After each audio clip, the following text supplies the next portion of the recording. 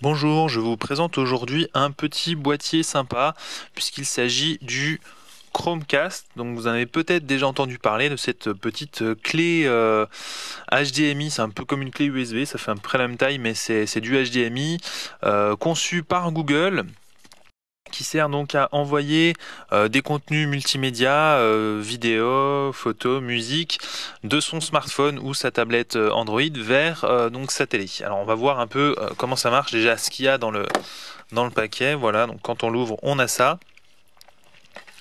On ouvre ici, on voit donc la clé HDMI ici. Donc le Chromecast, c'est ça. On a donc une clé HDMI, pas beaucoup d'inscriptions, juste un petit petite inscription ici Chrome, même pas Chromecast, juste Chrome comme le navigateur, le logo ici. Un petit voyant ici, on le distingue un petit peu. Là, un port micro USB, tout ce qu'il y a de plus classique, la même chose que sur smartphone. Ça va être pour alimenter en fait le Chromecast. Il n'a pas de batterie, mais il faut l'alimenter pour quand vous en servez. Il a besoin d'être alimenté donc via un câble micro USB, et donc voilà, c'est tout ce qu'on a. On n'a pas du tout de bouton ni rien du tout. Du moment qu'en fait il est alimenté, du moment que le câble micro USB est branché, le Chromecast est en fonctionnement. Voilà. Le reste de la boîte, donc, on a ici un petit manuel très résumé de comment ça va marcher. Donc on voit qu'il faut brancher donc le Chromecast évidemment sur sa télé en HDMI, le câble USB qu'on a donc ici. Donc c'est du micro USB classique, hein, micro USB vers USB. Donc en fait ce câble va être à brancher soit au secteur, soit sur la télé. Dans tous les cas, il faudra alimenter le Chromecast. Ici on a une rallonge en fait HDMI. C'est tout simplement si le Chromecast qui a besoin donc de capter le Wi-Fi pour aller sur internet et récupérer le contenu de votre smartphone, c'est si derrière votre télé ça passe pas parce qu'il est bloqué, vous pouvez utiliser cette mini rallonge pour, au lieu de le brancher directement le HDMI, brancher de cette façon comme ça et là sur la télé pour que éventuellement ça capte mieux le Wi-Fi puisque ça s'éloigne un peu de la télé. Voilà, bon, c'est pas du tout obligatoire, c'est optionnel, mais si vous avez des petits soucis au niveau du débit quand vous lisez des vidéos, si ça saccade un petit peu, c'est à tenter, donc c'est une rallonge. Voilà. Et ici, donc je l'ai pas remis dans la boîte, mais il y a un petit adaptateur secteur, donc qui va vous permettre, voilà, c'est ça, hein, qui va vous permettre donc de relier le câble micro USB au secteur pour alimenter votre Chromecast. Voilà, donc c'est tout pour la présentation du Chromecast. Maintenant, on va voir comment ça marche sur la télé. Donc là, je viens de brancher le Chromecast en HDMI à la télé et en USB donc pour l'alimenter.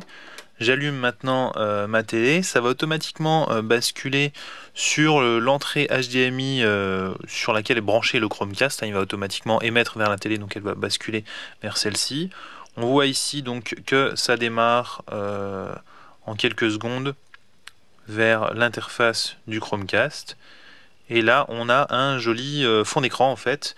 Alors c'est ce qui se passe quand le Chromecast, quand vous ne diffusez pas de contenu vers le Chromecast, en fait plutôt que d'afficher un écran noir ou ce genre de choses, il va automatiquement afficher des images issues d'internet, donc généralement des fonds d'écran en fait, des paysages, ce genre de choses, hein, voilà, c'est assez basique. Donc l'interface principale donc du Chromecast va en fait afficher assez peu de choses quand on stream pas de contenu vers le Chromecast. On a en fait en bas, alors là j'arrive pas à dézoomer assez pour tout voir, mais voilà, je suis pas assez grand angle. Donc là on a en bas on a l'heure tout simplement. De ce côté-là, on a donc le logo Chromecast et l'adresse pour en apprendre un petit peu plus. Et là-haut, on a généralement aussi marqué Chromecast, mais ça l'affiche pas toujours.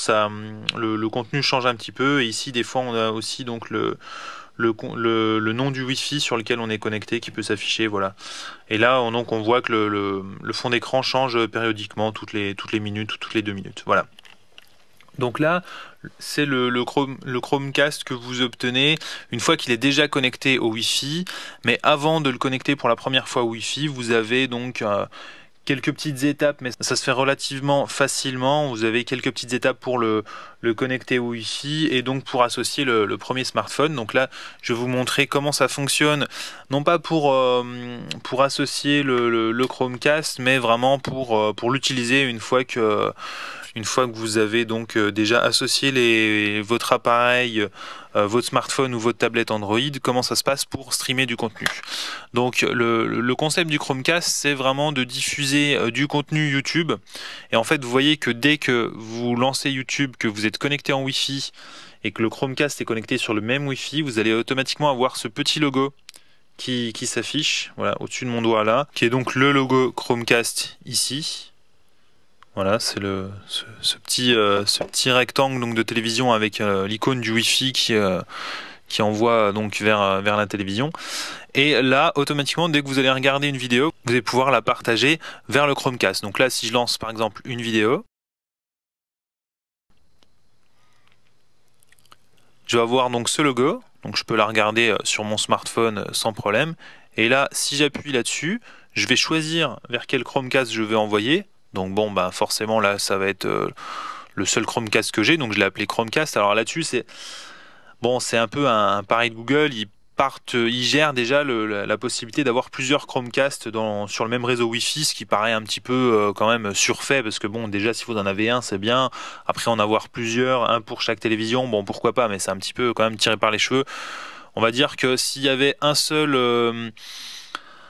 Chromecast de détecté, il pourrait automatiquement passer sur le seul Chromecast qui est détecté plutôt que de demander à choisir parmi le seul qu'on ait sur le réseau. Mais bon, bref, c'est comme ça. Donc là, une fois que la vidéo se lance sur le Chromecast, donc vous avez pu voir la vitesse de transfert de la vidéo, ça se fait quand même relativement vite. Il y a quelques secondes, mais ça se fait quand même assez vite. Et en fait, là, vous avez la lecture sur le Chromecast, donc vous pouvez mettre en pause si vous le souhaitez, mais en fait le smartphone ne diffuse plus la vidéo, c'est vraiment une télécommande en fait.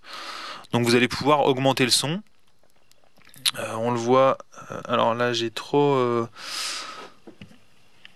Donc je vais descendre un petit peu ici pour montrer donc le réglage du son. Voilà, là j'augmente, je réduis, voilà, donc c'est assez fluide, hein, ça fonctionne assez bien, et donc la pause se fait aussi sans problème.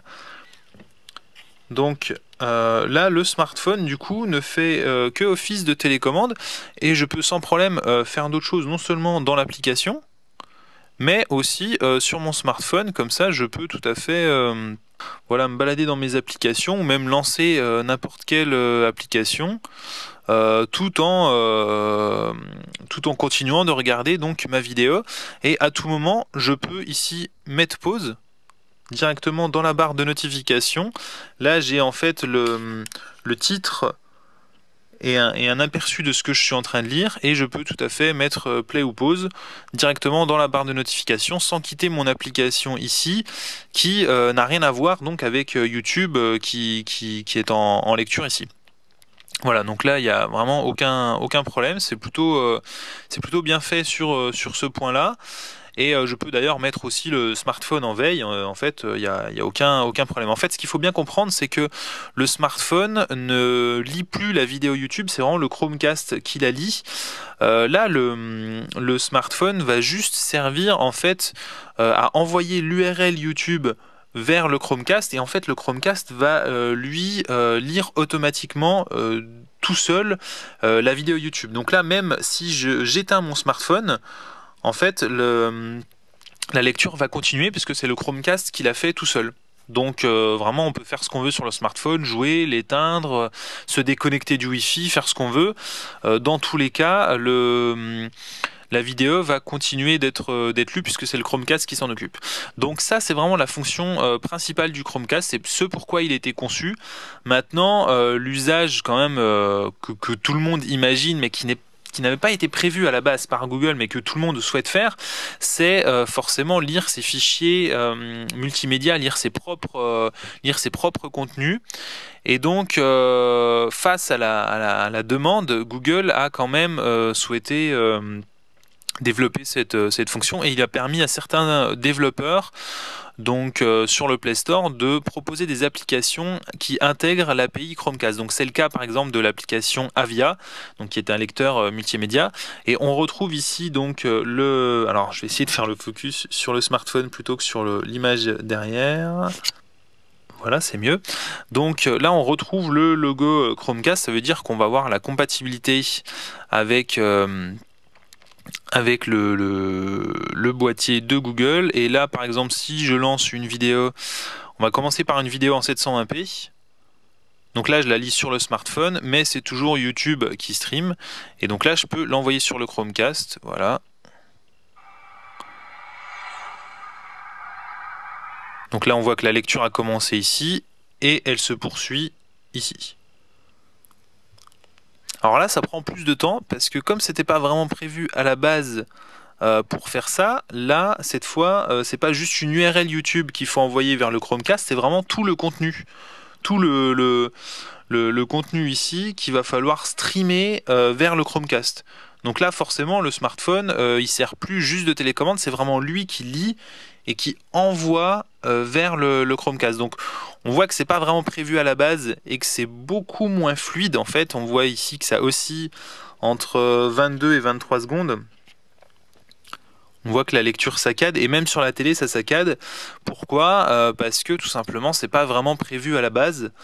Et du coup, le rendu est beaucoup moins bon. On voit que ça saccade beaucoup ici, alors qu'on est juste sur une vidéo 720p, donc c'est quand même pas vraiment top à ce niveau-là. Alors maintenant, ça peut venir de plusieurs problèmes. Le problème de saccade, ça peut être donc un souci au niveau des débits, tout simplement, c'est pas prévu pour. Le Chromecast n'a pas été prévu pour, et du coup, le fait de l'utiliser en Wi-Fi, parce que là on a quand même tout le contenu qui part vers la box internet, et ensuite la box va renvoyer vers le Chromecast. On n'est pas sur une liaison directe Wi-Fi entre le Chromecast et le téléphone, comme ça pourrait être par exemple le cas en Bluetooth. On est relié directement. Là on passe par la borne Wi-Fi, et du coup forcément c'est source de perte de débit, de perte de réactivité, etc. Mais ça peut aussi, comme c'est tout nouveau, ces applications qui gèrent le Chromecast, ça a été lancé vraiment 2 ou 3 mois après la sortie du Chromecast aux États-Unis, après son annonce. Donc là, c'est vraiment récent. Ça peut être aussi une version bêta de l'API de Google, puisqu'elle n'est pas encore distribuée à tous les développeurs, seulement certains. Donc là, voilà, on peut se dire que c'est un peu le début en fait de la disponibilité de cette API. Et que du coup, forcément, c'est pas encore très bien géré. Donc là, en l'occurrence, Avia gère assez mal cette possibilité de streamer du contenu, parce que vraiment là, on oscille dans la lecture, et je suis en train de lire une vidéo, et en fait, ça a lu la vidéo d'après, ça a lancé la suivante, donc je sais pas pourquoi, voilà. Donc on a pas mal de problèmes à ce niveau-là, et ça c'était juste sur du 720p. Là, je viens de tenter le 1080. Mais à mon avis ça va marcher encore moins bien. Donc là on voit qu'on a donc une barre de chargement. Voilà, là ça a l'air de marcher un petit peu mieux, mais on n'est vraiment pas à l'abri d'une saccade ou d'un arrêt complet de l'image. Voilà, bon, pour l'instant ça a l'air d'aller. Donc sinon je l'ai pas dit, le réglage du son, mais j'avais pas encore montré un petit peu le son, mais bon, ça se lit vraiment sans souci. Il suffit voilà, de mettre donc la bonne source. Donc là ça fonctionne sans problème, hein. On a bien le son. J'avais montré l'image, j'avais pas montré le son, c'est maintenant chose faite. Et là on remarque que ça marche plutôt bien. Il y a un petit peu de saccade aussi, mais globalement ça reste quand même correct. Voilà, bah ça marchait jusqu'à maintenant, mais maintenant il y a pas mal de saccades. Il y en a une toutes les quelques secondes. Mais voilà, donc du coup, ce qu'il faut retenir sur le Chromecast, c'est que c'est vraiment un appareil qui permet de gérer ce pourquoi il a été fait, c'est-à-dire la vidéo de lecture, la lecture de vidéo pardon, YouTube sans aucun souci. Ça marche vraiment très bien, parce que c'était prévu pour. En revanche, pour diffuser ses propres contenus, c'est un peu plus compliqué. On voit qu'on avait une vidéo 720p qui marchait très mal tout à l'heure. Là, la vidéo 1080p marche un petit peu mieux, étrangement. Ça saccade moins. La barre de lecture, on voit bien là où on en est. Ça marche un petit peu mieux, mais comme on le voit là, voilà, on a quand même un petit peu de saccade. C'est quand même pas, c'est pas parfait. Donc, est-ce que ça vient de l'application Avia? qui est l'une des rares à disposer de la lecture sur Chromecast, puisque comme je l'ai dit, Google a limité les développeurs qui pouvaient l'utiliser pour l'instant, parce que l'API Chromecast n'est pas encore disponible pour tout le monde et elle est encore en bêta.